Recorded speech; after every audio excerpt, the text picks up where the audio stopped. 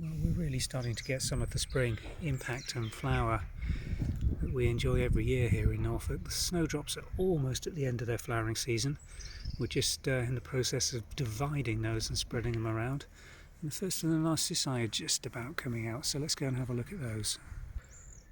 Well, every year we tend to buy these in pots from the local flower auction and fill in any gaps, but they really are doing very well here. Not fully out yet, some of the later varieties only just still coming through the ground, but the February gold and tete-a-tetes just about to burst forth and give us this long display down this border. Hellebores not doing as well this year as they previously had in this clump. Was twice this size last year and an absolute carpet of flower. This year just goes to show you, varies from season to season. Still a few flowers, but not nearly as many as we'd have hoped for. And just look at this carpet of what should be beautiful flowering purple and white crocus. Only a couple up at this time. It's been so wet, although it's not been cold here. Absolutely still doing very little, but in the background just look at all that potential that's yet to come. All these narcissi and daffodil bulbs in this bank. It's always much later than the bulbs planted in the borders because they're planted deeper, and this is a north facing bank, but we're starting to get a little bit of peppering with the snowdrop effect along here. There's actually a lot more planted in here than is flowering this season. A lot were put in last year and are still not actually doing a flowering this season. I mean, there's an example of that. I don't know if you can make out all this snowdrop leaf there, but only one flower on that whole clump.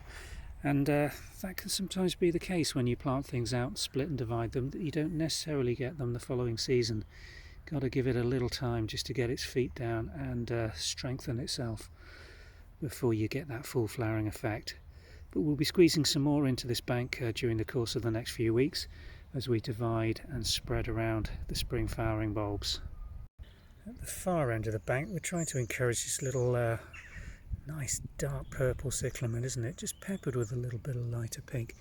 It's running through this bank quite well, but it is taking time to get established, just like the snowdrops. You can see the leaf growth in there, the variegated flat ovate leaves of the cyclamen.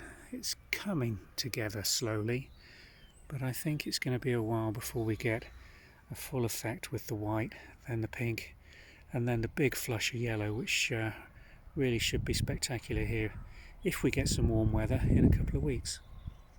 Now these are the irises, Jacksonia lemon I think it is. I've got a confluent run now, 3 rows, all of the same colour, which should be absolutely spectacular, but I was very late dividing and replanting last year, so it remains to be seen if these have got enough of a root down to actually put on a good amount of growth and give me what I'm hoping for, which is an absolute spectacular run of unified colour. Hopefully we'll just have to wait and see. It's been so wet here though. A lot of these borders have been absolutely waterlogged. We've tidied up. A lot of the cutting back's been done here in a formal quadrant garden. Noise coming in here. Top dressing's gone on. Weeding's done. You can see the perennial geraniums doing very well, clumping up really nice clumps of fresh green. The roses are all coming into growth as well, so it should be good. The giant catmints, Six Hills Giant, again all been cut down, and just look at the growth coming up on those. In a couple of weeks there'll be confluent buttonwood carpets of that silvery green leaf, and hopefully we'll get that lovely hedge of flower here during the summer right the way through into the autumn. I've got some peony just starting to emerge through, and some tulips which have been eaten by the monkjack, which we have visiting this garden regularly. We're constantly fighting that. At the moment they're having to swim their way through here though, because just look how wet it's been here in front of the old swimming pool pump house shed. I've got 1.5 to 2 inches of water, and actually that's the overflow bed of irises that were just planted out, but just look, having to swim for it at the moment. I think we'll get away with it as long as the water doesn't sit there for too many weeks. They should dry out and manage, but if it's any longer than that, or if it gets frosted, then I think we've got a problem and may well have to rethink this whole area of garden and raise it up a bit so we don't have this swamp of water, which is a real problem for growing anything through. These are the new borders on the back of the new barn.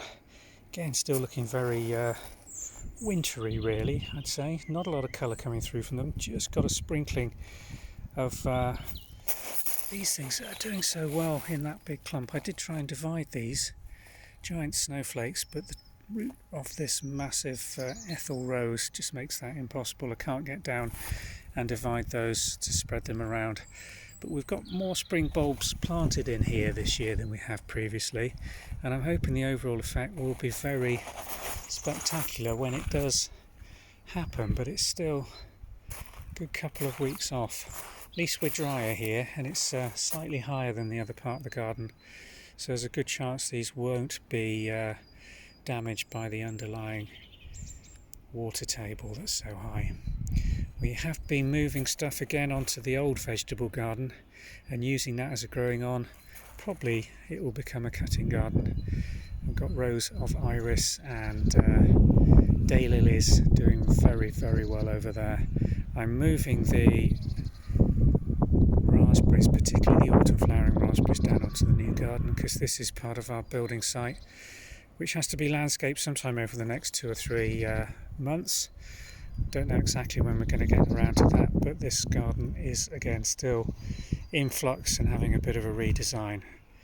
But this thing about a garden, there's always plenty to do, lots of ideas, lots to change, and sometimes cutting back and redesigning an area can reinvigorate your enthusiasm for it. Certainly in this part of the garden it's done just that. Thanks for watching. Do join us as we do updates showing you the progress in this garden over the next few months.